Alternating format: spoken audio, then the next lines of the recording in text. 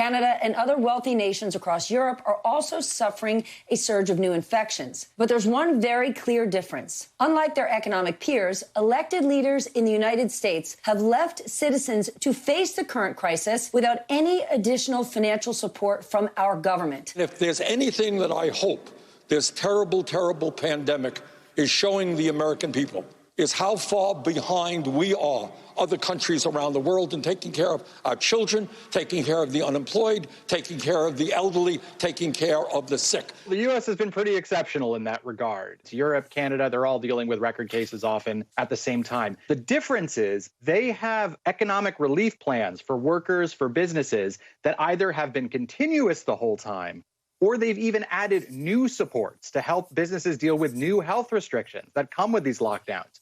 So in Germany, for example, they've added new supports for businesses who are facing lockdowns and restrictions so that they can help deal with fixed costs like rent and utilities.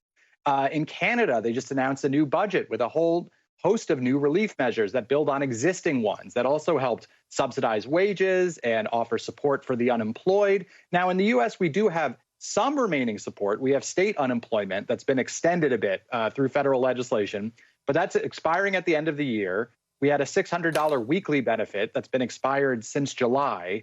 We're out of PPP money, which was used to help businesses get through this crisis.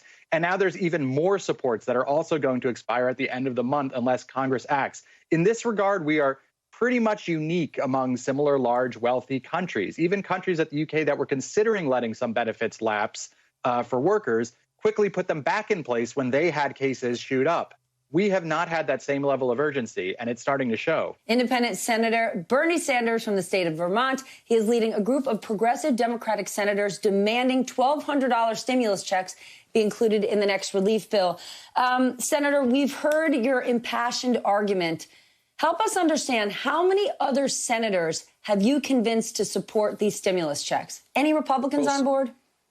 Yes, I think there is one, but Senator Hawley indicates that he is supportive of a $1,200 per person direct payment and $600 or $500 for children.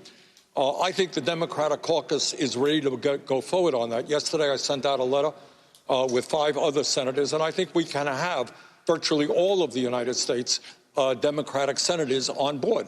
The question now is whether or not Mitch McConnell is going to turn his back, as your report just indicated, on the incredible suffering that the American people, the working people, are now experiencing. Unemployment high.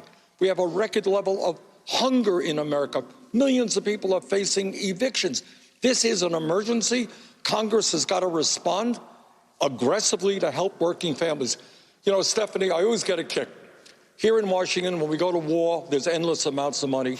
Tax breaks for billionaires, endless amounts of money.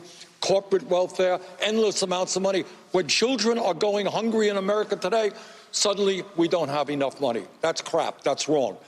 And if we have got to stay here throughout Christmas, which is the last thing in the world that I would want to do, we are going to stay here because we are going to make sure that struggling working families in this country get the help they desperately need.